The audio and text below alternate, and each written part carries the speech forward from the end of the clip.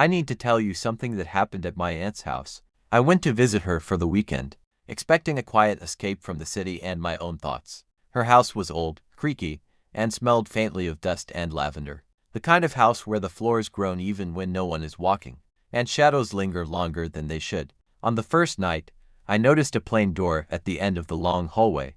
It was locked. I asked my aunt about it. She smiled tightly, a little too quickly, and said it was nothing important. But the way she avoided my questions made me even more curious. The next day, while she was in the garden, I wandered the house aimlessly, my eyes always drawn back to that door. Then I noticed a small key hanging from a hook in the kitchen. It wasn't there before. I hesitated, feeling a mix of fear and excitement. Finally, curiosity won. I slipped the key into the lock and turned it. The door opened with a long, low creak. Inside was a small room. The air was thick and dusty, heavy with a smell I couldn't place. In the corner sat a chest, old and scarred, almost like it had been dragged through time itself. I approached it slowly, my hands trembling. I lifted the lid.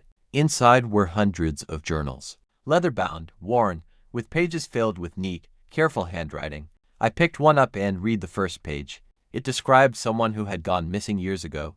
Every detail was precise: their habits, the streets they walked, the people they knew.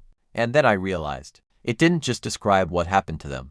It described their thoughts, their fears, their final moments. I flipped through more journals. Some stories were about people I knew.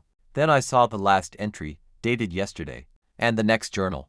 It mentioned me. My heart pounded, my hands shook. Suddenly, I heard a creak behind me. My aunt was in the doorway. She didn't yell. She didn't demand I put the journals back. She just stood there, calm, almost too calm. Some things are meant to be remembered, she said quietly. Some things are meant to be kept. I slammed the chest shut and backed away. That night, I barely slept. I kept hearing the floors creak, seeing shadows in the corners, imagining eyes watching me from dark places. The next morning, I left. When I looked back at the house, the door was gone, completely gone, like it had never existed. I haven't returned. But sometimes, when I hear a creak or see a shadow, I wonder, is my story already being written somewhere, waiting for someone to find it? And if it is, will anyone ever stop it?